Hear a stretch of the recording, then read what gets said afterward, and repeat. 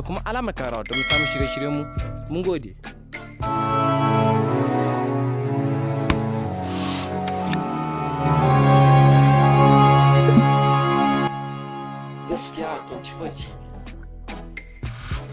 Na ɗaya auta MG Boy.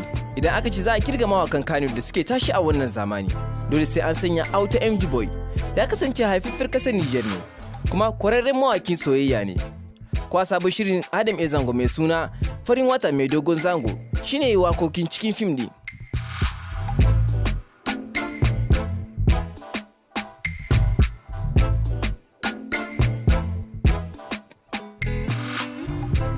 Ta biyu Tumba Goska.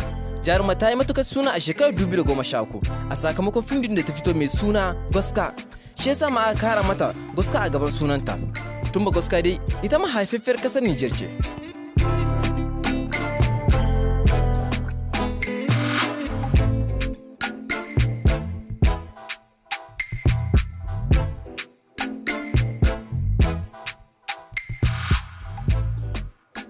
Ta uku Fati Niger. Idan ana neman mawakan Kannywood mata, dole a sanya Fati Niger.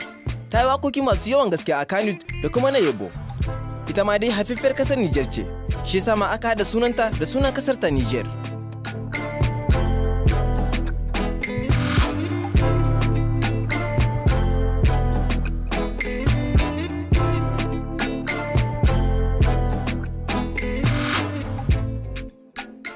Ta hudu Zara Muhammad.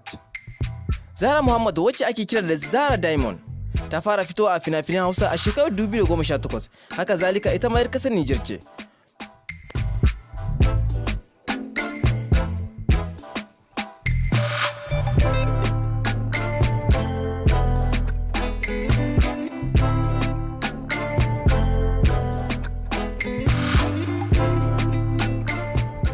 Ta biyar Fandi Abdurrahman.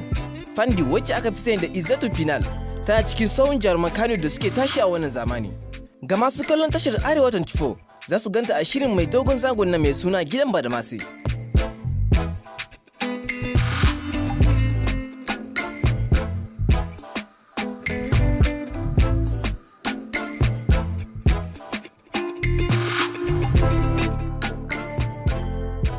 Ta shida Rakiya Musa.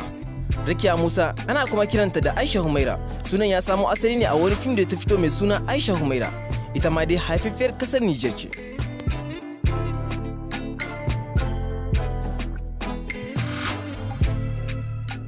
Bayan wayannan jaruman, ba za a rasa wayansu jarumai da suka kasance yan kasar Niger ne ba a Kannywood. Mu goyi da kallon wannan bidiyo daga Gaskiya 24 TV.